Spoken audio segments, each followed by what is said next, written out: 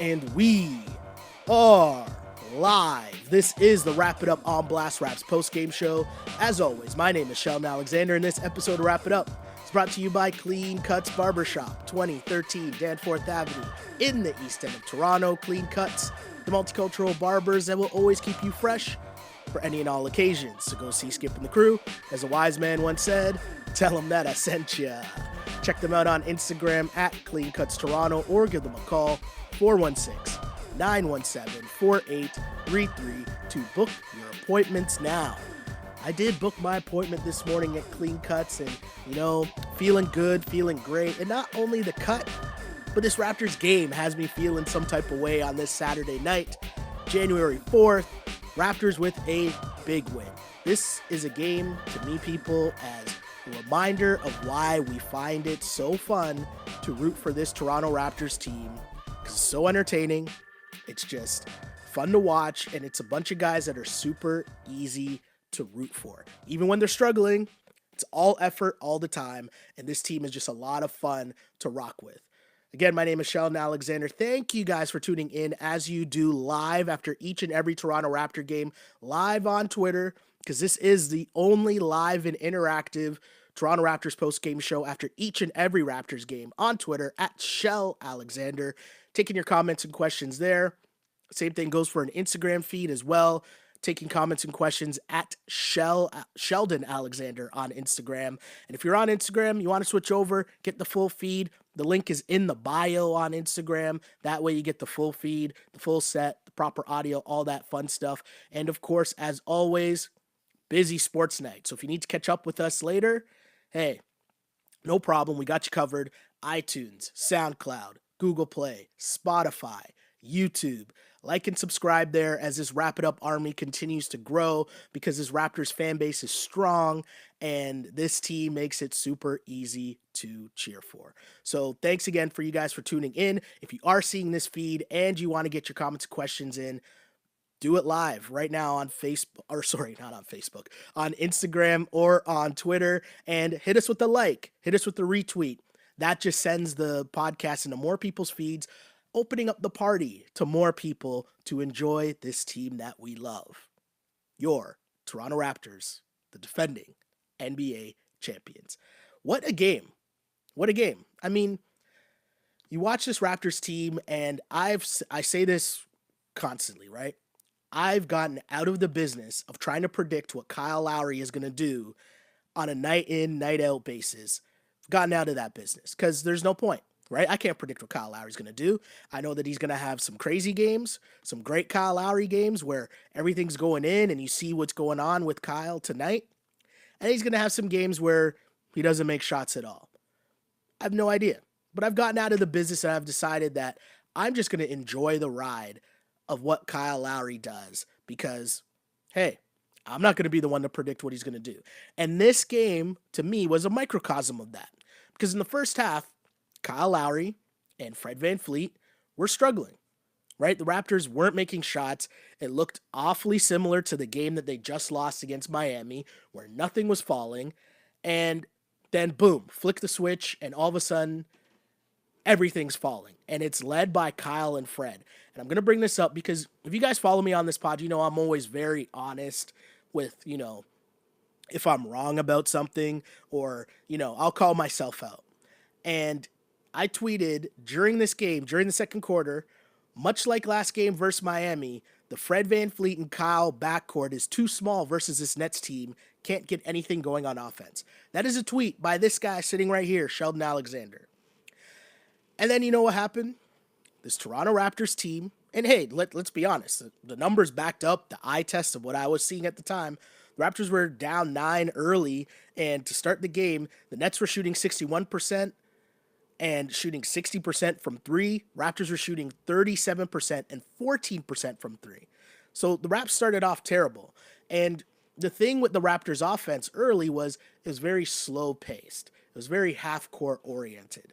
And if that's the case for the Raptors, and you're talking Fred VanVleet, you're talking Kyle Lowry, now you got to go one-on-one against Spencer Dinwiddie.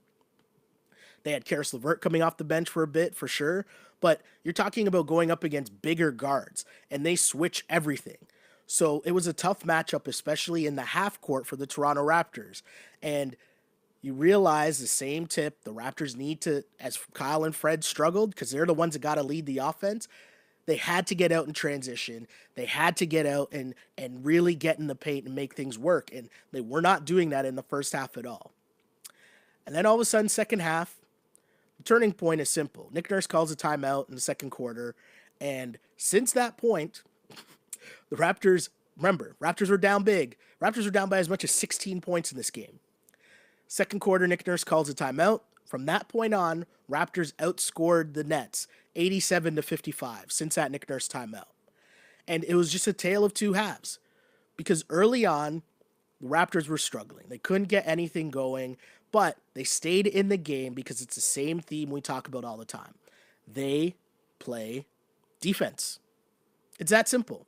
And when you play defense, you're able to stick around, hang around until shots start to fall. And that's exactly what happened in this game. If you look back to the game against Miami, it was the same thing. Their defense kept them in it. They just couldn't hit shots. Even Kyle said in his post game with Jack, what was the biggest difference tonight? They just hit shots.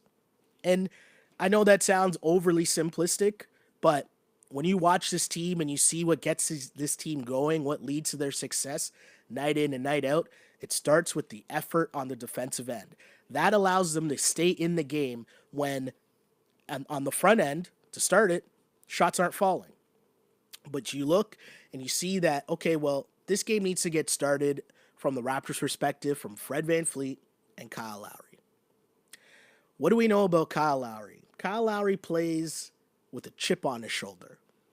Kyle Lowry likes to mix it up. He's always looking for that little edge. And he started off shooting poorly, and then he got into it with Jared Allen. And after Kyle Lowry got into it with Jared Allen, and I'm going to be honest, that first foul where Lowry had his arm hooked, that was a flagrant foul. That was a good call. That was a weird play by Kyle Lowry. But after that play occurred, they go back and forth. There's a couple texts, another foul the other way as Allen kind of tried to cheap shot Lowry. But that gets Kyle going. As a Raptor fan, you know, when you see those things happen and you see Kyle start jawing with someone else, normally good things will follow for the Toronto Raptors. And then Kyle Lowry he put on that cape and said, hey, let's go. He hit 2 shots early. And my guy was only 2 for 10 early at that point. But he started to give the Raps that little extra oomph early. And that kind of turned it. Because at that point, nobody was doing anything. And you need it to start with Kyle and Fred. But they just took that and went overboard. Because after that moment, Kyle hits the 2 shots. He starts talking a little bit of trash. Freddie gets it going in the third quarter. And that was really the turning point of the game. Because up until that point, right, you go to halftime and the Raptors they started playing better closer towards the end of the half. They're able to cut it to 4 as a 12-0 run at the end of the half. Cut the lead to 4. The Nets were shooting 56%. Raps were shooting just 38%. But, again, defensive intensity. And in that first half, the Raptors had 20 points off of 16 turnovers that they forced. Toronto Raptors did it on the defensive end. Somehow had it to 4 points despite shooting 38%. And I mentioned the Kyle Lowry little tussle. He hits a couple shots. Raptors are on a crazy run. It actually got up to a 15-0 run. The Raptors are right back in the game. They hit a couple shots, and then Kyle hits a 3. He's inspired by the chip on his shoulder. Now he's talking trash. He's talking trash to the people in the crowd. He's talking trash to the Nets bench. And that, when he gets that swagger going, everyone just kind of follows suit. And the first dude to follow suit was Fred VanVleet, who had a third quarter that was just crazy. And I'm going to emphasize this, right? The Raptors' poor shooting in the first half, the ball was stagnant. There's not real movement. Him and Kyle aren't really pushing the pace. In that third quarter, it was all Kyle and Fred. And Freddie was grabbing rebounds. He's getting out on the break, leading the charge, driving hard to the basket, shooting threes. Everything was going for Freddie. Freddie put in work in that third quarter to the point where he had 14 points in that third, And the Raptors ended up shooting 50% in the third quarter, following just shooting 38% in the first half.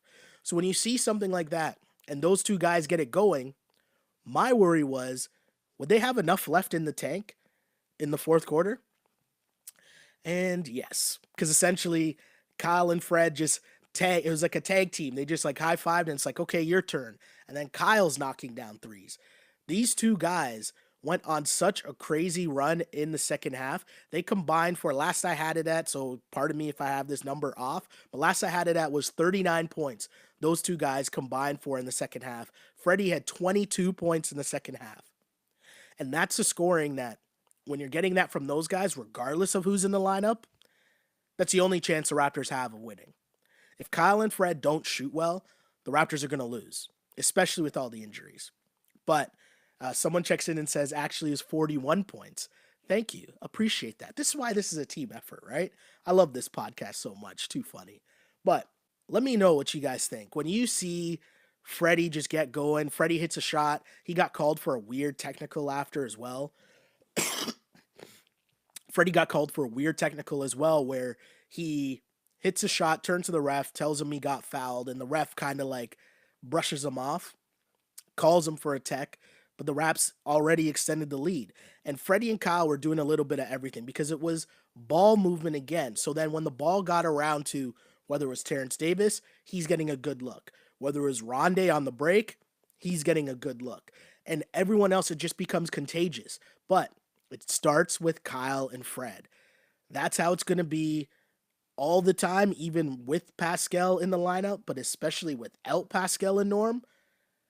It's going to go through those two guys. And I'm going to make this point again because it's such a key thing. When you look at how ugly that Miami game was, it was low scoring, old school NBA Eastern Conference basketball, right? Game finished in the 80s. That's a half court set. Freddie and Kyle are an undersized backcourt. And most teams, if you're going to play like that against them, they're just going to match up those guys, make their lives tough in the half court set. And if you look at the difference between what happened in that game leading into the first half of this game, and then how the Raps were able to flip that in the second half, Kyle and Fred were able to get out and run. Kyle and Fred were able to push the ball, set the tempo, get things going, get buckets in transition. Because again, huge key to this game is that the Toronto Raptors were able to get turnovers. 24 turnovers the Raptors forced in this game that led to 32 points. Again, 32 points the Raptors off of 24 turnovers by the Brooklyn Nets. And that's a game right there. Kyle and Freddie leading the charge, but your defense turning into offense. 18 fast break points for the Raps. There you go. That's a ball game. 29 in the second half from Freddie. 29 in the game from Freddie. 26 from Kyle Lowry. I mean, getting production like that, hope everything is all right. And the Nets were shooting the ball well. Karis LeVert gave them a little bit of everything. It's just the turnovers were horrible. I mean, at the end of the day, too, they're missing their starting point guard in Kyrie Irving. But the Nets are kind of in a tailspin right now. I'd assume Kyrie's got to come back soon, but can't be soon enough for that team because they've now lost 5 in a row, and that's a bad loss for them at home. 121-102, like that's a whooping, right? The Raptors outscored the Nets by 16 points in that fourth quarter. And if you're looking at this Raptors team, and I'm on the record as saying, when those injuries happened, any win that you get, you take. Raptors are now 5-4. That's crazy. I'm stunned. And you play, when you're dealing with injuries and all that, you play whoever's in front of you.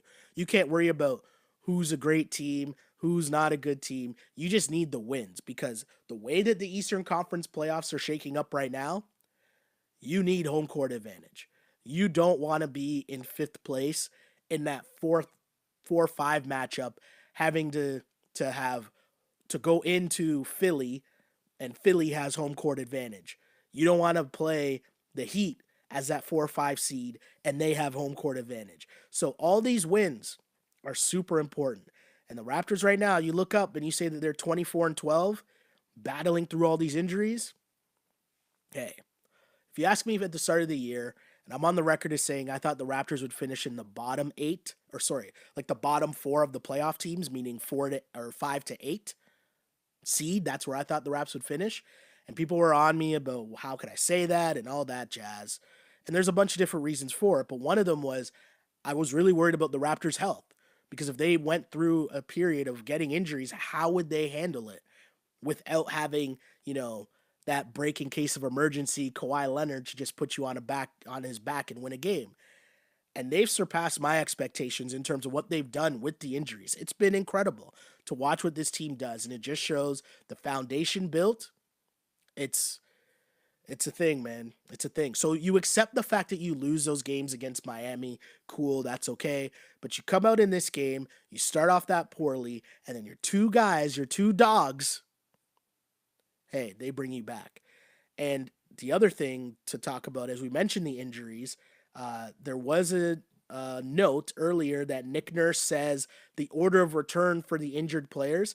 He thinks Thomas first, Norman Powell second, and then Nurse stressed a ways away Gasol and finally Siakam.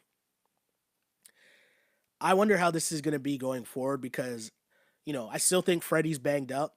If all those guys were healthy, I bet Freddie probably would have taken a game off here or there because you can tell he's still dealing with a little bit of something, and he came back a little bit early because of the injuries. And same thing with Kyle Lowry. You want to get him some rest as well. So I don't really know when you're going to see this Raptors team at full strength. But in the meantime, hey, as DJ Raymond points out, Raptors' schedule is easy for the next month. You're facing a lot of like sub 500 teams, not a lot of really great teams coming up on the Raptors sched. But hey, you play who's in front of you and enjoy the fact that all this time has given you a chance to get great looks at Terrence Davis, Chris Boucher, Rondae Hollis Jefferson, guys that you weren't really sure what you were going to get from them. And now you know, hey, they can be rotation guys for you. So, in the same way, and I know it's on a different level, but think back to last year. And I know everyone keeps bringing up the records and comparing the records to last year, but now in hindsight, we forget how last year went, right? Like, there was a full month where Kyle and Kawhi basically traded games that they were sitting off. So Kyle would play for like 5 games, and then Kawhi would be out, and then Kawhi would come back, and then Kyle would be off. So I'm just saying, be careful with how you make those comparisons from last year this year, because I still stress the fact that the Raps went all out last year. They probably would have won 60 plus games. Easily, they would have won 60 plus games. Just my opinion. Doesn't really matter. But the point remains, you're dealing with all these injuries and you're able to still put up solid numbers as this Raptors team.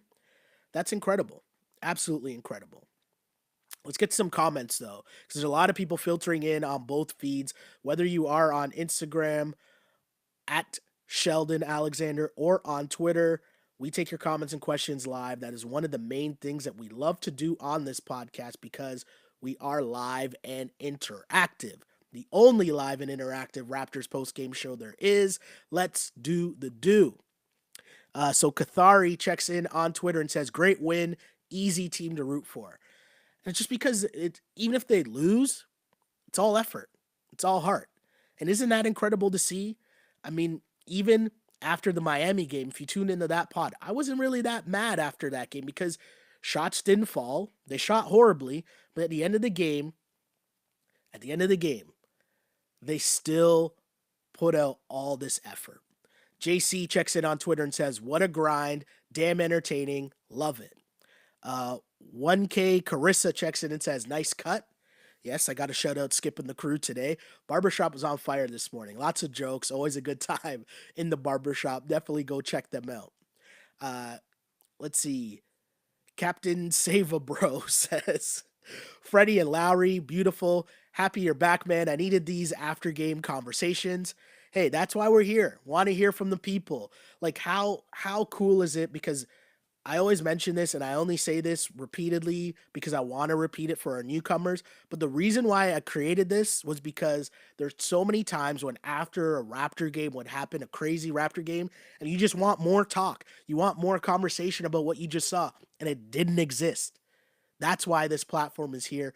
And it's about hearing from you guys. Because I always mention, I'm just giving my opinion. I work in the industry. My first year working in the industry, I was interning on court cuts LeBron's rookie year. That was my first job, my first like paid gig, because I was doing like CIS stuff or college university stuff with McAuliffe. That was my first like intern gig in the business, but like paid consistent gig. LeBron's rookie year, court cuts. So that's deep, covering the game, covering the NBA. I mentioned at times too, still producing Tim and Sid. So like, I'm in this. Covered a lot of things. I think I know basketball, but I'm about having the conversation. I want to hear from Raptors fans because I feel like that's the way that the media is in this era. Like, I can give you my opinion, but I'm not saying that I'm right or that I know everything. We're all sitting down and watching the same game. So let's share thoughts, right? Let's see what else we got here. So many more comments coming through. As someone brings up, Karen brings up Fred and Serge, though. Serge is a guy who isn't getting enough credit, and I'll even say I'll put myself in that boat as not giving Serge enough credit. Again, Serge with 21 and 12. And the really big thing about Serge Ibaka is he's a lone, like true, by definition, big guy that the Raptors have. And he's kind of on this island on his own, having to hold down the fort and dominate the paint, and he's doing that. Game in, game out, without Marc Gasol. And then shouts to Chris Boucher because he's coming in and doing a solid job as well. 7 points, 7 rebounds, just being active. But Boucher, is still a kid, so you can't really. What you're getting from him is gravy, and it's great, but you can't really be banking on it every single night. But Serge has been great. Constant double doubles. Here's a comment here. Glow Girl Smile on Instagram says Serge has been getting consistent double doubles while Gasol is out. It's true. Serge Ibaka has been playing amazing for the Toronto Raptors. And you look at the numbers. He had a double double with 21 and 12. Shouts to Freddie, who also had a double double with 29 points and 11 assists. Those three guys, with all the injuries you're dealing with, Kyle, Serge, and Freddie, those guys have to play well. And that's key. It's so key. Let's get some more comments, though. Let me go to Instagram before the Instagram people get mad at me, as they do, saying that I only read comments off of Twitter now. Someone says, check out Sheldon's IG story on his fresh cut. I try. Let's see more comments. Someone's asking where I've been. Apologies if you missed the last podcast. I was sick over the whole break. Had no voice. My voice still isn't even fully back now, but trying to gut it out, trying to cut it through. Let's see. DT Letetowick. Hope I pronounced that right. Says Kalo carrying the team. I'm going to ask you this, Raptors fans. Kyle Lowry carrying the team, it's great. But how fired up do you get watching Kyle Lowry hit shots and just talk mega shit to the crowd? Basically to everyone on site. He basically told the whole crowd, get out of here, after he hit that deep dagger 3 late. It's just incredible to watch when Kyle Lowry's cooking like that. It's fun to watch. And I really thought a key swing in this game was Kyle Lowry picked up his 4th foul. This sums up Kyle Lowry to me, right? Picks up his 4th foul. And obviously we're talking about how key Kyle and Fred have been in this Raptors run. So Kyle picks up his 4th foul, and where most players would kind of shy away from the game or maybe even get subbed out so that he doesn't pick up his 5th, what does Kyle do on the very next play? Takes a charge. And that's just Kyle Lowry. Then comes down, buries a 3. That's just Kyle Lowry. And, I mean, we know that you're not going to rely on that night in, night out in the playoffs. But if he gets enough support around him, you saw the results last year, right? So, Kyle Lowry's going to Kyle Lowry. And as long as he's still in the Raptors uniform, it's a beautiful thing to watch. Let's get some more comments. So much filtering in. Let's see. Dan says Sheldon is in LeBron's rookie class. Nuts. That's pretty good. Well played. DJ Raymond says big up Boucher. Shouts to Chris Boucher. I will not have a negative word to say about Chris Boucher because it's all hustle. It's all heart. And Chris Boucher is a grinder. He represents everything that's right with this Toronto Raptors organization, especially as we see O'Shea Brissett get sprinkled in a little bit here as well. And what does my guy do? He plays hard defense, gets on the glass, and is all hustle. That's what this whole Raptors organization is. Dudes grinding it out in the G League, getting a chance, and making the most of their opportunity. Someone says, I don't give a fuck. Kyle Lowry is a bad man. I agree. Someone else says, this is the Kyle I like. I mean, Kyle doing this, who's going to be mad at Kyle? You can't, right? I mean, this is a Kyle Lowry that gets everyone frustrated when they keep saying, how can you talk about trading Kyle Lowry? It's so funny. Too funny. Let's get some more comments on Instagram because there's a lot going here. We'll wrap things up soon, but here's a bunch of more comments. Someone talking about the refs. If you know me, I'm never going to talk about the refs. Craig says, Boucher had a solid game in the second Q. He kept them in the game for a bit. And it's true. And the key to a Chris Boucher, you're just buying minutes, right? As long as he's there, he's buying minutes. And buying minutes until Serge gets a bit of rest and can come back in. And as long as you do it on the defensive end, as mentioned, you keep the team in the game. JC says Kawhi's ancient history. You know me, I do not buy into that. I will never disrespect the man Kawhi Leonard like that again because he has played a massive role in what is this Toronto Raptors championship team. Karen, shouts to Karen. This is teamwork here. Karen writes in on Twitter, and Karen says, Michael Grange reports Fred and Serge both okay. Phew. Thank you, Karen. Appreciate that. This is what I'm talking about. This is the beauty of this pod. I know I'm the one here talking, but this is the people's pod. This is everyone involved, everyone helping out. It's a beautiful thing. I love it. Craig also says, Fred is a low-key, quiet leader. I think he needs Kyle's anger to get fired up sometimes. Agreed. I mean, watching Kyle just flick that switch after he got into it with Jared Allen, and then all of a sudden, boom, Freddie's got a little extra pep in his step as well. It's cool to watch. It's very cool to watch. Yeah, Nick Nurse says none of the injuries are serious, and that's great. That's great news, right? That's great news to hear because the one thing you don't want, the one thing the Raps can't have is more injuries. But the other thing the Raptors can have are wins. And they got another one today. Big win. 121-102 over the Brooklyn Nets as your Toronto Raptors. As mentioned, the Raptors improved to 24-12 after a 121-102 victory as they outscored the Brooklyn Nets by 16 points in the fourth quarter. Raptors are now 10-7 on the road, 5-4 since dealing with all these crazy injuries. Fred VanVleet finishes with 29 points. Kyle Lowry with 26 points. Don't forget about the double-double from Freddie because he was high in the assist game as well. Key to this game, though, Raptors forcing 24 turnovers leading to 32 points, 18 fast break points. That is a difference in the game. If you ever listen to me say anything and follow what I'm talking about, just know the thing I will always bring up.